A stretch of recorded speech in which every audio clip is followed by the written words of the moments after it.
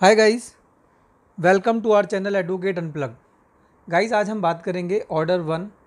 Of the code of civil procedure 1908 के बारे में। गाइस, यह डील करता है पार्टीज़ टू दी सूट को लेकर। गाइस, अगर आपने चैनल को सब्सक्राइब नहीं किया है तो मैं आपसे रिक्वेस्ट करूंगा कि प्लीज़ चैनल सब्सक्राइब कर लें। तो गाइस, हम बात करते हैं पार्टीज़ टू द सूट्स को लेकर। गाइस, इसको समझने के लिए हम एक एग्जांपल कंसीडर करते हैं। सपोज़ करिए बी एक आदमी है, वह मकान बना रहा है। उसकी लेफ़्ट साइड में ए का मकान है, राइट साइड में सी का मकान है, बैक साइड में डी का मकान है और सी के एडजेसेंट में ई का मकान है। तो गाइस, जब बी ने मकान बनाना शुरू किया तो उसके मकान बनाने से जो है ए सी और डी की प्रॉपर्टी में डैमेज हो गया। यानी डैमेज ये हो गया कि भाई वहाँ पे सीलन आ गई या दरारें आ गई या उनकी प्रॉपर्टी डैमेज हो गई। और गाइस, बेसिकली जब यह उनकी प्रॉपर्टी को डैमेज कर दिया तो उन्होंने कोर्ट में जाने का फ़ैसला किया कि वह जो है कोर्ट में जो है केस डैमेज का फ़ाइल करेंगे। तो गाइस, सिंस एक ही कॉज ऑफ एक्शन है बी का मकान बनाना, तो ए सी डी जो हैं वह ज्वाइन करेंगे एज अ प्लेंटिफ, जो कि जो है केस फाइल करेंगे अगेंस्ट बी। गाइस, बी जो है वह डिफेंडेंट होगा। और गाइस, इसमें जो है ई जो है, क्योंकि उसका कोई लेना देना नहीं है, उसका इस कॉज ऑफ एक्शन से जो है इस एक्ट से कोई लेना देना नहीं है, तो वह इसमें जो है पार्टी नहीं होगा। गाइज, अगर मान लीजिए इसमें हमको एमसीडी को भी पार्टी बनाना है, क्योंकि अगर मान लो वह मकान बना रहा है कि नक्शा नहीं, उसने नक्शा पास कराया है या नहीं कराया है, यह भी देखना है, तो जो है एमसीडी को भी हम एज आ डिफेंडेंट लेंगे, क्योंकि वह भी जो है सेम एक्ट से निकल के आ रही है बात कि वह जो आदमी जो है दूसरा मकान बना रहा है या नहीं बना रहा है। तो गाइज, इस केस में बेसिकली ए सी डी जो है वह जो हैं प्लेंटिफ्स होंगे, डी बी और एम सी डी जो है डिफेंडेंट्स होंगे, और ई को कोई इफेक्ट नहीं हो रहा तो he will be not joined as a party. तो गाइज़, इस एग्जांपल को ध्यान रखते हुए अगर हम इस ऑर्डर को पढ़ेंगे तो गाइज़ काफ़ी इजी होगा इस ऑर्डर को समझना। तो गाइज़, आइए अब हम ऑर्डर 1 के सब रूल 1 को देखते हैं। गाइज, सब रूल 1 कहता है who may be joined as a plaintiff. तो इसमें लिखा है all persons may be joined in one suit as a plaintiff where a any right to relief in respect of और arising out of same act or transaction or series of act or transactions is alleged to exist in such persons where jointly severally or in the alternate. यानी कह रहा है कि भाई अगर मान लो सारे के सारे जो पर्सन हैं वो प्लेंटिफ की तरह ज्वाइन करे जा सकते हैं ए, जबकि क्या होता है कि राइट और रिलीफ जो है एक ही कॉज ऑफ एक्शन से अराइज कर रही है सेम पार्टीज़ के लिए। ठीक है गाइज, जैसे कि हमने एग्जांपल में देखा था कि ए सी और डी के जो हैं वह जो हैं सेम कॉमनली इफ़ेक्ट हो रहे हैं, सेम एक्ट से इफ़ेक्ट हो रहे हैं। तो गाइज, वह जो हैं एज अ प्लेंटिफ जो है ज्वाइन किए जा सकते हैं। गाइज, बी कहता है if such person brought separate suits any common question of law और फैक्ट वुड अराइज। यानी कहता है अगर मान लो अगर डिफरेंट डिफरेंट सूट भी फाइल करते तो भी सेम क्वेश्चन ही डिसाइड होना था कि डैमेज उनको कितनी हुई या नहीं हुई। तो अगर वह डिफरेंट सूट फाइल करते या उन्होंने इकट्ठा सूट फाइल किया तो बेसिकली वह जो है एज अ प्लेंटिफ जो है ज्वाइन कर सकते हैं।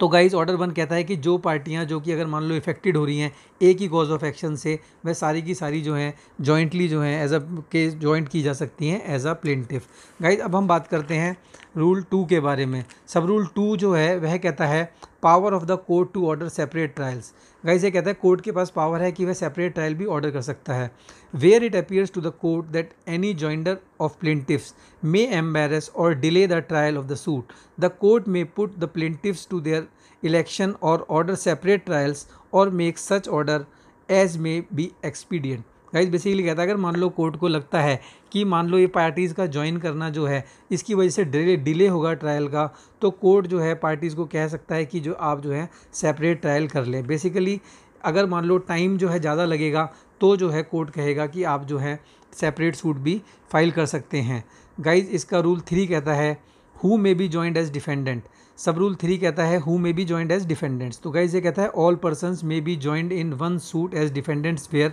यानी कि सब पार्टी जो कौन कौन जो है डिफेंडेंट्स को ज्वाइन कर सकते हैं। यानी any right to relief in respect of और अराइजिंग आउट ऑफ, यानी कि कोई भी रिलीफ जो कि रेस्पेक्ट में या अराइज कर रही है सेम एक्ट से, और ट्रांजैक्शन और जो सीरीज ऑफ एक्ट जो हैं और transactions is alleged to exist against such person. यानी कि अगर मान लो कोई केस अगर कोई आदमी फाइल करता है same fact same same same जो है रिलीफ सेम एक्ट है और सेम एक्ट से अराइज कर रही हैं, अगर मान लो डिफरेंट डिफेंडेंट्स के खिलाफ अगर एक ही एक्ट से कोई चीज़ अराइज कर रही है तो उन सबको जो है डिफेंडेंट जो है जॉइंटली बनाया जा सकता है। जैसे कि हमने एग्जांपल में देखा था कि जो बी है उसको हमने डिफेंडेंट बनाया था और एमसीडी को हमने डिफेंडेंट बनाया था गाइज, क्योंकि बेसिकली जो सेम जो एक्ट थी मकान बनाना, उसी से जो है वह जो है राइट एग्जिस्ट कर रही थी, और जो है ए डी और ई जो हैं दोनों को जो है डिफेंडेंट जो हैं जॉइंटली डिफेंडेंट बना सकते हैं और उनको एज अ डिफेंडेंट ज्वाइन कर सकते हैं। और बेसिकली सेम क्लॉज बी कहती है if separate suit were brought against such persons any common question of law और फैक्ट वुड अराइज, यानी कि अगर मान लो उनके खिलाफ अगर मान लो डिफरेंट सूट भी फाइल किया होता तो सेम क्वेश्चन जो है सेम पर्सन के खिलाफ किया होता तो जो सेम कॉमन क्वेश्चन जो है लॉ और फैक्ट का अराइज करता। जैसा कि हमने एग्जांपल में देखा कि मान लो अगर मान लो वह डिफरेंट सूट भी फाइल करेगा, अगर मान लो एमसीडी के खिलाफ केस फाइल करेगा कि भाई वह मकान बना रहा है, नक्शे से बना रहा है या नहीं बना रहा है, और अगर बी ए और जो है बी के खिलाफ केस फाइल कर रहा है कि भाई मेरे को डैमेजेस हो रहे हैं, तो सेम किस चीज़ से हो रहे हैं, सेम कॉज ऑफ एक्शन क्या है, मकान बनाना, तो बजाय डिफरेंट सूट फाइल करने के एक सिंगल सूट फाइल हो जाएगा। इससे टाइम भी बचेगा, पैसा भी बचेगा, और जो है केस में जो है वह एज अ डिफेंडेंट जो है ज्वाइन किए जा सकते हैं। वो इस 3A जो है सिमिलर है बेसिकली 2 के, वो कहता है power to order separate trials where joinder of defendants में एम्बेरस और डिले द ट्रायल, यानी कि ये कहता है अगर मान लो अगर हमने डिफेंडेंट्स को ज्वाइन किया उसकी वजह से कोई डिले होता है सूट में, तो कोर्ट कह सकता है कि डिफेंडेंट्स को ज्वाइन ना करें और उनके खिलाफ डिफरेंट सूट को फाइल करें। गाइज अब इसका सब रूल 4 कहता है कोर्ट में गिव जजमेंट फॉर और अगेंस्ट वन और more of the joint parties, यानी कोर्ट जो है जजमेंट दे सकता है किसी सिंगल पार्टी के अगेंस्ट या जॉइंटली पार्टीज़ के अगेंस्ट में। कब कब दे सकता है, फॉर सच वन और more of the plaintiffs as may be found to be entitled to relief, यानी कि उन प्लेंटिव्स के फेवर में जो कोर्ट को लगता है कि रिलीफ को एंटाइटल्ड हैं, for such relief as he और दे मे बी एंटाइटल्ड, यानी कोर्ट को अगर मान लो कोर्ट रिलीफ दे सकता है उन प्लेंटिव्स को या उस प्लेंटिव को जो कोर्ट को लगता है कि जिनको रिलीफ जो है वो एंटाइटल्ड हैं, और किन के अगेंस्ट में दे सकता है, बी कहता है अगेंस्ट सच वन और more of the defendants as may be found to be liable according to their respective liabilities, यानी कि और अगेंस्ट में किसी उन डिफेंडेंट्स के अगेंस्ट में दे सकता है जो कि कोर्ट को लगेगा कि लाइबल हैं according to their respective liability, यानी उनकी डिफरेंट लाइबिलिटीज़ हैं। जैसे कि हमने एग्जांपल में देखा था बी की वजह से उनको डैमेज हो रही थी और सी से कोर्ट को और जो एमसीडी उससे कोर्ट पूछता कि भाई इसका नक्शा पास है या नहीं है, प्रॉपर सैंक्शन बिल्डिंग प्लान से बना रहा है नहीं बना रहा, तो बेसिकली डिफरेंट रिलीव्स हैं, डिफरेंट पार्टी से डिफरेंट रिलीव्स हैं, तो कोर्ट जो है उनको जो है डिफरेंट जो रिलीफ है भले ही डिफरेंट हैं रेस्पेक्ट टू डिफरेंट पार्टीज से रिलीफ मिल रही है, तो कोर्ट जो है वह रिलीफ जो है पार्टीज़ को दे सकता है। गाइस इसको एक बार बी को पढ़ते हैं अगेंस्ट सच वन और more the defendants as may be found to be liable according to their respective liabilities, यानी कि कोर्ट को जिस तरीके से लाइबल रखेंगे उनके अगेंस्ट में जो है एक प्लेंटिफ या प्लेंटिफ्स को जो है रिलीफ दे सकती हैं रिस्पेक्टिवली, जो डिफेंडेंट जो है जिससे जो रिलीफ मिल सकती है वह रिलीफ जो है कोर्ट दे सकता है। गाइस अब बात करते हैं इसके रूल 5 के बारे में। रूल 5 कहता है सब रूल 5 कहता है defendant need not be interested in all the relief claimed, यानी डिफेंडेंट जो है वह इंटरेस्टेड सारी रिलीफ से रिलेटेड नहीं हो सकता। जैसे कि हमारा केस में भी है जो रिलीफ जो है बी के अगेंस्ट डिफरेंट रिलीफ है, एमसीडी के अगेंस्ट डिफरेंट रिलीफ है। तो गाइस सेक्शन सबसेक्शन कहता है it shall not be necessary for that every defendant shall be interested as to all the relief claimed in any suit against him, यानी कि अगर मान लो जो कहता है कि इट शैल, ये ज़रूरी नहीं है कि जो हर एक डिफेंडेंट जो है वह इंटरेस्टेड हो जो रिलीफ जो क्लेम की है उसके अंदर। बेसिकली गाइज बी से तो रिलीफ डैमेज की मांगी है तो उसका एमसीडी से कोई रिलेशन नहीं है, एमसीडी से रिलीफ मांगी है कि उसकी अनऑथराइज कंस्ट्रक्शन को रोका जाए अगर वह सैंक्शन बिल्डिंग प्लान से नहीं बना रहा, तो डिफरेंट रिलीफ्स हैं, दोनों एक दूसरे से रिलेटेड नहीं हैं, तो जो है बेसिकली कहता है रिलीफ डिफरेंट हो सकती हैं लेकिन जो है कॉज ऑफ एक्शन जो है सेम होना चाहिए। गाइस अब बात करते हैं सब रूल 6 की। सब रूल 6 कहता है joinder of parties liable on same contract, यानी कि अगर मान लो कोई सिंगल कॉन्ट्रैक्ट है उसके ऊपर जो है पार्टीज़ का जॉइंडर, मान लो अगर एक कॉन्ट्रैक्ट किया उससे डिफरेंट पार्टीज़ अगर हैं तो उस कॉन्ट्रैक्ट से रिलेटेड जितनी भी पार्टीज़ हैं उन सबको जो है डिफेंडेंट बनाया जा सकता है, उनको पार्टीज़ को ज्वाइन किया जाता है। प्लेंटिफ में at his option join as parties to the same suit all or any of the parties severally or jointly and severally liable on any one contract including parties to bill of exchange, hundis और promissory note. Basically ये कहता है कि अगर मान लो कोई contract से जो है डिफरेंट पार्टीज़ हैं जो कि इंक्लूड करती हैं, नेगोशिएबल इंस्ट्रूमेंट को भी इंक्लूड करती हैं, अगर मान लो डिफरेंट आदमियों के खिलाफ डिफरेंट क्लेम बनता है और सेम कॉन्ट्रैक्ट से अराइज करता है, तो प्लेंटिफ जो है उन सबको जो है ज्वाइन कर सकता है। गाइस अब हम बात करते हैं ऑर्डर 1 सब रूल 7 के बारे में। गाइस सब रूल 7 बात करता है कि when the plaintiff is in doubt from whom the relief is sought, यानी कि अगर मान लो प्लेंटिफ को डाउट है कि किससे उसको रिलीफ लेना है, तो वह क्या करेगा, जैसे मान लो उसको लगता है ए और बी दूसरे रिलीफ लेना है, तो वह क्या करेगा, दोनों को पार्टी बना लेगा और जो है जो भी पार्टी लाइबल होगी और किस एक्सटेंट तक लाइबल होगी वह जो है फिर डिसाइड हो जाएगा। गाइस सपोज़ करिए, हम अपने एग्जांपल ही समझते हैं। सपोज़ करिए जो हमने एग्जांपल लिया था, वह जो मकान जो बना रहा था, पार्टी जो बना रही थी, वह कॉलोनी जो है, अगर मान लो प्लेंटिफ को नहीं पता था कि किसकी है, एमसीडी की है या डीडीए की है, तो वह क्या करेगा, वह दोनों एमसीडी को और डीडीए को, दोनों को प्लेंटिफ जो है वह ए जो प्लेंटिफ थे बेसिकली वह एमसीडी और डीडीए दोनों को पार्टी बना लेंगे। और जो रिलीफ जो है, अगर मान लो डीडीए की कॉलोनी होगी तो डीडीए बताएगी कि अनऑथराइज कंस्ट्रक्शन, अगर मान लो एमसीडी की कॉलोनी होगी तो एमसीडी बताएगी कि क्या कौन सी अनऑथराइज कॉलोनी है। तो बेसिकली इसमें यह होगा कि अगर मान लो नहीं भी पता आपको कि आपको किससे रिलीफ लेनी है और आपको लगता है कि जो पार्टियां जिन से लगता है उन सबको जो है पार्टी बना लेंगे और फाइनली डिसाइड हो जाएगा किसने जो है रिलीफ देनी है और किस एक्सटेंट तक रिलीफ देनी है ऑल पार्टीज़ को।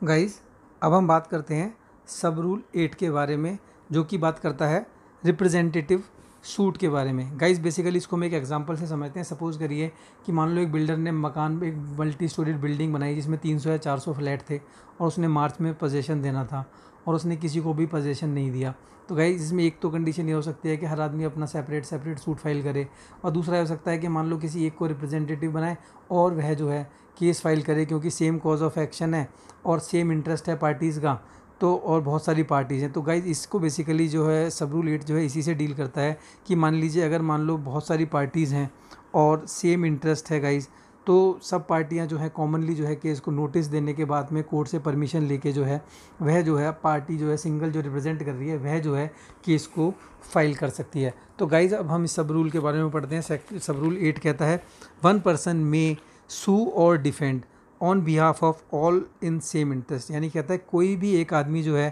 केस कर सकता है या डिफेंड कर सकता है किस पे, behalf of all in same interest, यानी कि अगर मान लो सेम इंटरेस्ट है या तो प्लेंटिफ कई सारे हैं तो सिंगल आदमी जो है रिप्रेजेंट कर सकता है, या डिफेंडेंट कई सारे हैं तो जो है सिंगल आदमी जो है रिप्रेजेंट कर सकता है। गाइस सेक्शन कहता है where there are numerous persons having the same interest in one suit, यहाँ पर बहुत सारे लोग हैं जिनका जो है इंटरेस्ट है सेम सूट में। 1 or more of such persons may with the permission of the court sue or be सूड, यानी कि 1 और मोर ऑफ सच, यानी कि एक या कुछ 1 और मोर ऑफ कुछ पर्सन ज़्यादा जो है कुछ लोग मिलके पर कोर्ट की परमिशन से केस को कर भी सकते हैं, सू और बी, और उन पे जो है केस किया भी जा सकता है और डिफेंड भी कर सकते हैं उस सच सूट को on behalf of or for the benefit of all person so interested, यानी कि जितने भी सारे पर्सन जो है इंटरेस्टेड हैं उनके बिहाफ पर जो है कुछ लोग या कोई एक आदमी जो है केस को लड़ सकता है, डिफेंड भी कर सकता है और केस को कंटेस्ट भी कर सकता है और केस फाइल भी कर सकता है। द कोर्ट में direct that 1 or more of such persons may Sue or be sued or may defend such suit on behalf of or for the benefit of all person so interested. Guys B कहता है कि court जो है direct करेगा, court जो है direct कर सकता है एक आदमी या कुछ लोगों को कि जो कि केस को डिफेंड करें या सू कर या केस को करें बिहाफ पर अदर जो पर्सनस हैं जिनका जो है इंटरेस्ट जो है सेम है। गाइस सब रूल 8 का 2 कहता है कि the court shall in every case where the permission or direction is given under sub rule 1 as the plaintiffs expense give notice of the institution of the suit to all person so interested. ये कह रहा है कि अगर प्लेंटिफ्स के expense पे court कह रहा है बेसिकली मैंडेटरी कर रहा है कि एवरी जो भी case where permission or direction is given, जिसमें कि परमिशन और डायरेक्शन मिली है सब रूल 1 में, तो प्लेंटिफ के एक्सपेंस पे जितने भी सारे लोग थे उन सबको जो है नोटिस जाएगा आइदर बाई या तो नोटिस कैसे जा सकता है क्या तो आइदर बाई पर्सनल सर्विस या तो पर्सनल सर्विस से, और जहाँ पे बहुत ज़्यादा लोग हैं तो उस केस में क्या करेगा कि उसको जो है एडवर्टाइजमेंट करके जो है नोटिस जो है पब्लिश किया जा सकता है as the case in each case में डायरेक्ट। तो कोर्ट जो है बेसिकली डायरेक्शन देगा कि जितनी भी पार्टीज़ हैं, बेसिकली गाइज ये सिंस रिप्रेजेंटेटिव कैरेक्टर का सूट है तो कोर्ट चाहेगा कि जितने भी पार्टीज़ हैं जो भी कॉमनली इंटरेस्टेड हैं उन सबको पता होना चाहिए कि जो है रिप्रेजेंटेटिव कैरेक्टर में सूट लड़ा जा रहा है। अगर मान लो पार्टीज़ कम हैं तो उसको नोटिस दिया जा सकता है, बहुत ज़्यादा पार्टीज़ हैं तो उसको सिंपल जो है एडवर्टाइजमेंट के थ्रू भी नोटिस दिया जा सकता है। गाइज सब रूल इसका 3 कहता है that any person on whose behalf or for whose benefit a suit is instituted or defended under sub rule 1 may apply to the court to be made a party to such suit। यानी कहते हैं कि अगर मान लो कोई भी आदमी या जिसके बिहाफ पे या जिसके बेनिफिट के लिए जो सूट जो इंस्टीट्यूट किया है या वह डिफेंड कर रहा है वह कोर्ट में अप्लाई कर सकता है कि उसको पार्टी बनाया जाए उस सूट के अंदर। बेसिकली मान लो अगर आप रिप्रेजेंटेटिव कैरेक्टर में नहीं चाहते करें तो आप भी चाहते हैं कि मुझे भी पार्टी बनाया जाए तो आप भी जो है उसमें पार्टी बन सकते हैं। गाइज 4 कहता है no part of the claim in any suit shall be abandoned under sub rule 1। यानी कि अगर मान लो एक बार यह केस जो है स्टार्ट हो गया, सब रूल 1 में जो है कोई भी क्लेम जो है वह अबेंडेंट नहीं किया जाएगा। And no such suit shall be withdrawn under the sub rule 3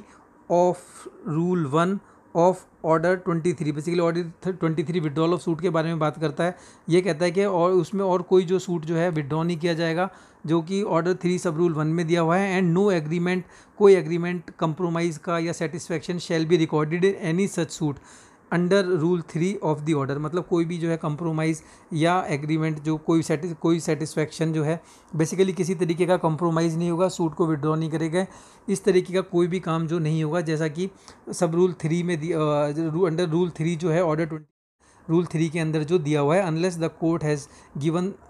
given at the plaintiff's expense notice to all persons so interested in the manner specified in sub rule 2। Basically guys ये कहता है कि अगर मान लो अगर representative character में कोई केस चल रहा है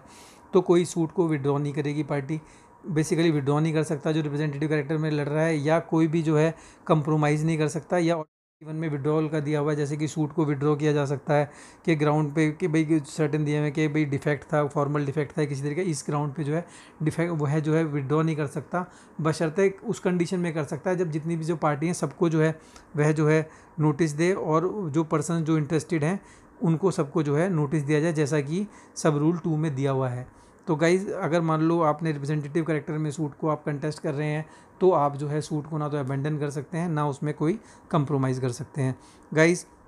5 कहता है वेयर एनी पर्सन सुइंग और defending in any suit any such suit does not proceed with due diligence in the suit और डिफेंस द कोर्ट में substitute in his place any other person having the same interest in the suit. Guys अगर मान लो ये कहता है कि basically अगर court को लगता है कि जो आदमी जिसको रिप्रेजेंटेटिव कैरेक्टर में जो सूट को कंटेस्ट कर रहा है चाहे प्लेंटिफ या डिफेंडेंट की तरफ से, और अगर वह जो है ड्यू डिलीजेंस यानी प्रॉपर जो है टाइम नहीं दे रहा या अपने जो प्रॉपर तरीके से उस केस को नहीं लड़ रहा, कोर्ट को लगता है कि कुछ सस्पिशन है होती है कि लगता है कि यह आदमी जो है प्रॉपरली जो है केस कंटेस्ट नहीं कर रहा, तो कोर्ट जो है उसको सब्सटीट्यूट कर सकता है किसी और पर्सन को जिसका सेम इंटरेस्ट है, उसको जो है वह जो है बना सकता है प्लेंटिफ या डिफेंडेंट केस को रिप्रेजेंटेटिव कैरेक्टर में लड़ने के लिए। गाइज 6 कहता है decree pass in a suit under this rule shall be binding on all persons और whose behalf or for whose benefit the suit is instituted or defended as the case may be। Guys ये कहता है कि मान लो अगर representative character में जो सूट जो है लड़ा गया तो अगर जो डिक्री कोई भी पास होगी तो वह बाइंडिंग होगी सब लोगों पे जिनके कॉमन इंटरेस्ट के लिए जो है वह केस कंटेस्ट किया गया था। ऐसा नहीं है कि सपोज करो आपने केस लड़ा और केस लड़ने के बाद आप केस हार गए तो आप कहते हो भाई मैं तो पार्टी नहीं था, रिप्रेजेंटेटिव कैरेक्टर में सूट लड़ा गया था तो मैं अपना दोबारा से फ्रेश सूट लड़ सकूँ, तो नहीं होगा। That will act as a res judicata, क्योंकि बेसिकली जो है आपको नोटिस था, आपको पता था, आपके पास अपॉर्चुनिटी थी, अगर आप चाहें तो आप भी केस को जो है कंटेस्ट कर सकते हैं। तो इस बेसिकली ये एक तरीके का रेस जुडिकेटा है कि अगर मान लो एक बार रिप्रेजेंटेटिव कैरेक्टर में सूट डिसाइड हो गया तो सेम कॉज ऑफ एक्शन पे जो फिर जो है दोबारा से जो है वह पार्टी जो है कंटेस्ट नहीं कर सकती। गाइज इस वीडियो में हम यहीं तक करेंगे और इससे आगे का जो ऑर्डर 1 है वह हम नेक्स्ट वीडियो में कवर करेंगे। गाइज तो आज हमने बेसिकली देखा कि सूट जो अगर फाइल करते हैं तो कौन कौन प्लेंटिफ हो सकता है, कौन कौन डिफेंडेंट हो सकता है, कौन कौन प्लेंटिफ में ज्वाइन किया जा सकता है, कौन कौन जो है defendant as a defendant join किया जा सकता है, रिप्रेजेंटेटिव सूट क्या होता है, रिप्रेजेंटेटिव सूट को फाइल करने के लिए क्या क्या कंडीशंस होती हैं। गाइज़ इससे आगे का जो है हम नेक्स्ट वीडियो में कवर करेंगे। तो आज का वीडियो अगर गाइज़ आपको अच्छा लगा हो तो मैं आपसे रिक्वेस्ट करूँगा कि प्लीज़ चैनल को सब्सक्राइब करें और शेयर करें। धन्यवाद।